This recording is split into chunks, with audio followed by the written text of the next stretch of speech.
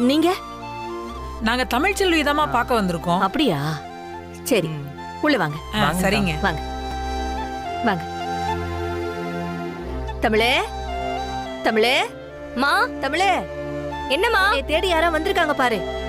தமிழே, இதோ வரேம்மா. அக்கா, வாங்கக்கா. நல்லா இருக்கீங்களா? நாங்க நல்லா இருக்கோம் பாப்பா. நீ எடுத்திருக்க முடிவை பத்தி லக்ஷ்மி அம்மா காலையில தான் சொன்னாங்க. அதை கேட்டதுமே நாங்க ரொம்ப சந்தோஷப்பட்டோம். ரொம்ப நன்றிக்கா. தமிழே, ஆ? ஏதோ நீ எடுத்திருக்கிற முடிவை பத்தின்னு என்னவோ சொல்றாங்க.